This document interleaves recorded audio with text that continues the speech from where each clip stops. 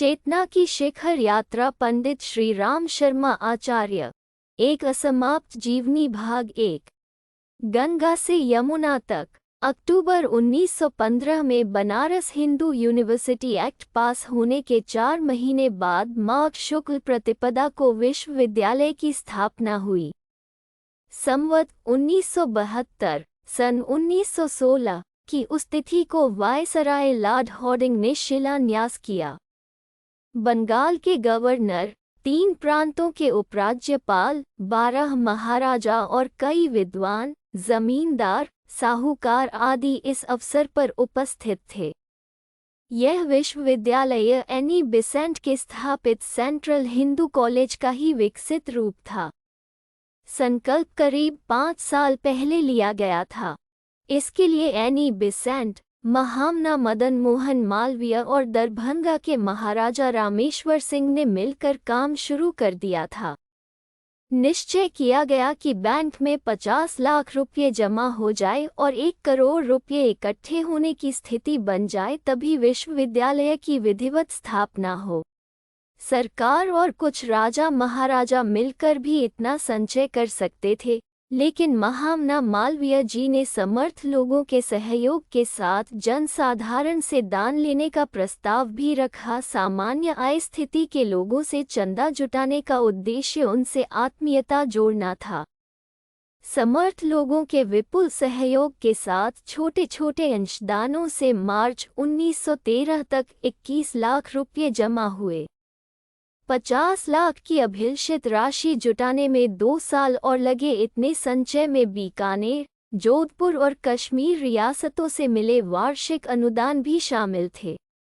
जन सहयोग जुटाने के लिए पूरे देश के विद्वानों, नेताओं, सामाजिक कार्यकर्ताओं और पुरोहितों, उपदेशकों से भी अपील की गई थी।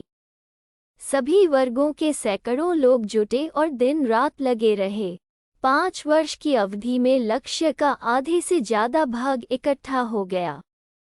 अंशदान में मुट्ठी अनाज से लेकर 1 पैसा, आधा पैसा और आने 2 आने जितनी छोटी रकम भी थी। ब्रज क्षेत्र में जो गिने चुने लोग काशी हिंदू विश्वविद्यालय के लिए चंदा इकट्ठा कर रहे थे, उनमें पंडित रूपकिशोर शर्मा का नाम अन्यतम है। आगरा के पास आंवलखेड़ा गांव में बसे पंडित रूपकिशोर शर्मा भागवत के उद्भट विद्वान थे। दूर दूर तक वे कथा और धर्मोपदेश करने जाते थे। महामना मदन मोहन मालवीय उनकी व्याख्यान शैली से बहुत प्रभावित थे। कुछ समय तक यूं दोनों एक ही गुरुकुल में रहे थे, लेकिन दोनों के स्नेह संबंधों का आधार भागवत प्रेम ही था। भागवत कथा के समय श्रोताओं से सनातन धर्म के लिए सहयोग जुटाने की सीख मालवीय जी ने ही दी थी। लोगों से छोटी छोटी राशि इकट्ठी करना निश्चित होने के बाद मालवीय जी ने उन्हें कम से कम 11,000 रुपये जुटाने के लिए कहा था। पंडित रूपकिशोर ने अलग अलग समय पर यह रकम पहुंचाई, किस्तों में भेजी गई। इस राशि में भागवत कथा कराने वाले यजमानों का योगदान भी समाहित है। कितनी रकम कहाँ से भेजी गई, इसका पूरा हिसाब नहीं है। एक बड़ा हिस्सा गुप्तदान के रूप में भेजा गया था। पंडित जी के वंशज इस बारे में बताया करते थे। काशी हिंदू विश्वविद्यालय के एक पुरोधा होने के नाते उद्घाटन के समय पंडित रूपकिशोर शर्मा भी पहुंचे। व्रज क्षेत्र के कुछ पुरोहित विद्वान भी उनके साथ थे। कुछ स्वजन संबंधी और परिवार के लोग काशी की यात्रा करने के उद्देश्य से चल पड़े थे। परिवार के साथ ही करीब 5.5 साल का एक शिशु भी था। शिलान्यास और स्थापना समारोह में पंडित जी अपने 2 सहयोगियों को लेकर व्यवस्था का काम देखते रहे। दूसरे लोग काशी में देवदर्शन और गंगा स्नान, अनुष्ठान आदि कृत्यों में व्यस्त हो गए। काशी हिंदू विश्वविद्यालय का स्थापना समारोह कई दिन तक चला। विश्वविद्यालय का उद्देश्य विद्यार्थियों को आधुनिक विषय पढ़ाने के साथ सनातन धर्म और भारतीय संस्कृति के मूल तत्वों को समझाना भी था। बनारस हिंदू यूनिवर्सिटी अधिनियम में ही व्यवस्था थी कि विश्वविद्यालय में हिंदू धर्म के साथ विज्ञान की उच्च स्तरीय शिक्षा का प्रबंध होगा। यहाँ सभी जाति और संप्रदाय के छात्र पढ़ सकेंगे। विशेष बात यह थी कि विश्वविद्यालय के प्रबंध और संचालन में हिंदू धर्म मानने वाले को ही दायित्व सौंपने की व्यवस्था की गई। प्रबंध समिति में गैर सरकारी सदस्यों का बाहुल्य होने की व्यवस्था भी अधिनियम में की गई। विश्वविद्यालय का जो स्वरूप उभर रहा था वो पूरी तरह सनातन धर्म के अनुरूप था। आलोचकों ने इसे आरंभ से ही पौनगापंथी, सांप्रदायिक और अनुदार आदि कहना शुरू कर दिया था। कुछ लोगों ने विश्वविद्यालय के नाम से हिंदू शब्द हटाने के लिए दबाव डालने की कोशिश की। आंदोलन तो हाल तक भी चलते रहे हैं। उन दबावों की आरंभ से ही परवाह नहीं की गई। बाद में महात्मा गांधी ने भी हिंदू शब्द हटाने की मांग करने वालों को गलत ठहराया था। जिस नाम से वो आज प्रसिद्ध है उसी का समर्थन किया था। विश्वविद्यालय का स्वरूप हिंदू धर्म विज्ञान को उच्च स्तरीय अभिव्यक्ति देने के लिए गठित किया गया था। स्वाभाविक है कि स्थापना समारोह के यज्ञ याग, प्रवचन, कथा आदि के कार्यक्रम भी रखे जाते। आंवलखेड़ा से गए पंडित रूप किशोर जी को भी इन कार्यक्रमों का आंशिक दायित्व सौंपा गया। यज्ञ याग और अन्य धर्म अनुष्ठानों के लिए आए पुरोहितों को ठहराने, उनकी आवश्यकताओं का ध्यान रखने और नगर भ्रमण कराने के काम में वे लगे हुए थे। उस अवधि में उन्हें अपने परिजनों की सुध नहीं रही। कौन कहाँ ठहरा है, क्या खा रहा है, कहाँ विश्राम कर रहा है आदि की चिंता करना तो दूर रहा, उन्हें उनका ध्यान भी नहीं रहता था। समारोह शुरू हुए 5 दिन बीते होंगे। वसंत पंचमी का दिन था। विद्या की देवी सरस्वती के अवतरण का दिन। व्याख्यान, गोष्ठी, अधिकारियों की बैठक आदि नियत क्रम के अनुसार चलते रहे। सरस्वती पूजा उस दिन का विशेष आयोजन था। आम के पत्तों और बोरों से बेदी सजाई गई।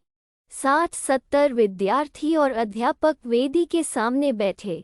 वेदी के सामने ही यज्ञ कुंड स्थापित किया गया। मंत्रोच्चार के साथ यज्ञ आरंभ हुआ। मालवीय जी कर्मकांडों का संचालन कर रहे थे। सामने बैठे छात्र भी अनुकरण करते हुए मंत्र बोल रहे थे। इन बच्चों में पंडित रूप किशोर जी के पुत्र श्री राम भी थे। उम्र 4-5 वर्ष के बीच रही होगी। सामान्यतः यह बालक माँ और परिवार के लोगों के साथ रहता था। उस दिन पंडित जी कुछ सोचकर वहां ले आए थे। सरस्वती पूजा में भाग लेने के अलावा कुछ समय मालवीय जी का सान्निध्य लाभ कराना भी शायद उद्देश्य रहा हो। पर्व उत्सव की प्रक्रिया अपने ढंग से चलती रही। छात्र जब मंत्रों का उच्चारण करते या दोहराते तो वातावरण और भी मनोरम हो उठता था। बच्चे ही थे, कहीं कहीं उच्चारण में दोष आ जाता था, लेकिन उस ओर ज्यादा लोगों ने ध्यान नहीं दिया। उपस्थित पंडितों और अध्यापकों ने उनका उत्साह बढ़ाना ही श्रेयस्कर समझा। इन बच्चों में सबसे छोटी उम्र के बालक श्री राम थे। वो जब मंत्र पाठ करते तो मालवीय जी की दृष्टि उनकी ओर पड़ जाती। इतने छोटे बालक को मंत्रोच्चार करते देख वे अपलक निहारते रह जाते। पर्व देवता का पूजन संपन्न होने और प्रसाद वितरण के बाद मालवीय जी उस बालक के पास आए। स्नेह से सिर पर हाथ फेरा। निकट आते ही बालक श्रीराम ने उनके चरणों में प्रणाम कर लिया था। दुलारते हुए मालवीय जी ने पूछा, तुम्हारे पिता कहाँ है वत्स? बालक श्रीराम कुछ बोलते इससे पहले ही पंडित रूप किशोर जी सामने आ गए। मालवीय जी के सामने विनम्र भाव से खड़े हो गए और कहने लगे, यह आपका ही स्नेह और वात्सल्य है महामना। मालवीय जी ने बालक के बारे में 2-4 बातें और पूछी। उसे गौर से कुछ देर देखते रहे और पूछा, उपनयन हो गया है क्या? पंडित जी ने कहा, अभी प्रतीक्षित है। आपके हाथों संपन्न हो तो अहो भाग्य। मालवीय जी के चेहरे पर स्मिति की रेखा खींच गई। उनकी सफेद मूंछों के पीछे खिले हुए होंठ स्पष्ट प्रतिभासित हो रहे थे, जैसे कह रहे थे कि पंडित जी, आपने मेरे मन की बात अपने मुंह से कह दी। मालवीय जी ने कहा कि मैं ही मंत्र दीक्षा दूंगा। संकल्प लिया जा चुका है, इसलिए दीक्षित माना जा सकता है। अभी क्रिया संपन्न नहीं हुई, संकल्प हुआ है, इसलिए दीक्षा का आरंभ हुआ मानिए। उपयुक्त समय पर दीक्षा भी संपन्न हो जाएगी। वो उपयुक्त समय कुछ वर्ष बाद आना था। उस दिन परिसर में और कार्यक्रम भी थे। एनी बीसेंट का व्याख्यान होना था मैसूर, अब कर्नाटक के महाराज कृष्णराज वादियार, डॉक्टर सुंदरलाल आदि अभिजात्य जनों के साथ भी महामना का अलग अलग विमर्श चलना था। स्थापना समारोह विश्वविद्यालय की दृष्टि से तो महत्वपूर्ण था ही, और भी कई घटनाएं थीं जिन्होंने उसे इतिहास के नए मोड़ लाने वाला आयोजन बना दिया। सनातन धर्म और संस्कृति के नए उन्मेष के साथ विद्या, धन, कला, शक्ति, साधना और शौर्य की 7 धाराओं वाली गंगा जैसे वहां परिवर्तित हो उठी थी। महात्मा गांधी ने राष्ट्रीयता की भावनाओं से ओतप्रोत भाषण वहीं दिया था, जिसमें प्रतिभाओं को ललकारा गया था। उन्हें अपने कर्तव्य से विमुख बताते हुए गांधी जी ने राजा महाराजाओं और श्रीमंतों की कड़ी आलोचना कर दी थी। व्याख्यान में राजा महाराजा भी उपस्थित थे। गांधी जी की आलोचना से वे उत्तेजित हो उठे। उन्होंने कार्यक्रम का बहिष्कार कर दिया और उठकर चले गए। विरोध में उठकर जाने वालों में एनी बीसेंट भी थी। मदन मोहन मालवीय उस आयोजन में शांत बैठे रहे। उन्होंने लोगों के उठकर जाने की परवाह नहीं की। किसी भी तरह का दबाव माने बिना सत्य को स्वीकार करने और उसके साथ खड़ा होने के और भी कई प्रसंग हैं, जो उन दिनों घंटे और उनके संस्कार वातावरण में घुले मिले और वहां आए लोगों के चित्त में जाने अनजाने छाए।